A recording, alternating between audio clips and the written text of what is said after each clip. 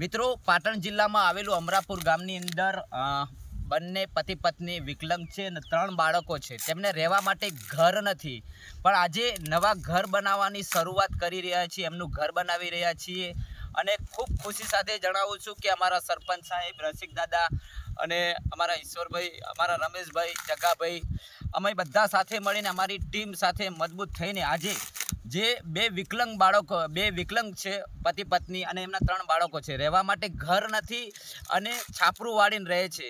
તો આજે એમનું નવા ઘરનું મુહૂર્ત કરી રહ્યા છીએ, જેમ કે આજે શરૂઆત કરી રહ્યા છીએ અને એમને બોલો ગણપતિ ભગવાનની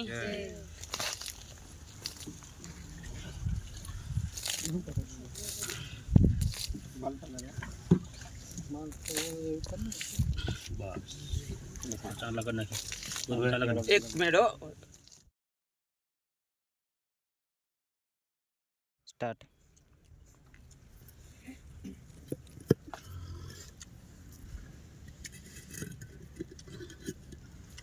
હવે પુનો જય ગણપતિ ભગવાન.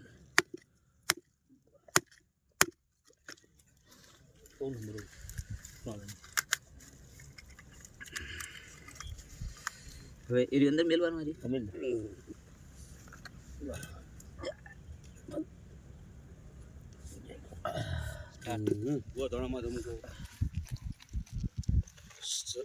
સરપંચ સાહેબ ચોખા લાવો, કંકુના છાંટણા કરો, ગરધણીને આપો, ગરધણીને આપો. પેલું ગોળધાણા નાખે, આમાં ગોળધાણા નાખો. જયશ્રીબેન તમે નાખો, ત્યાં જ રહેજો. મારી જોડે નાખો. ચોખા આલો બેન ને, કંકુના છાંટણા નાખો. હવે બરાબર, તમે બેબીને પ્રસાદી ખવડાવો. ગણપતિ ભગવાન ઘડી ખુશ થઈ ગયેલો. મુહૂર્ત ને હલાવતા નહીં, પછી આ યુટ્યુબ પર તમે લઈ શકો. બરાબર ને? ભગવાન તમને ખુશ રાખે.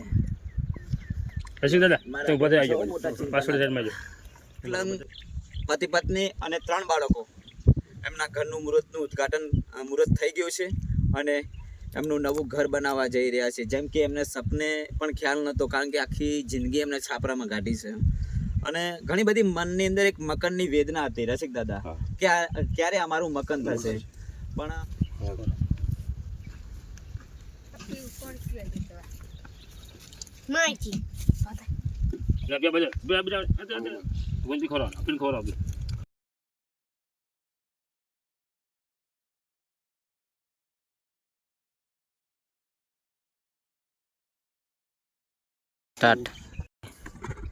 ધન્યવાદ કે ગોવિંદભાઈને કે આ ગોવિંદભાઈનું મકાન બનાવી રહ્યા છે.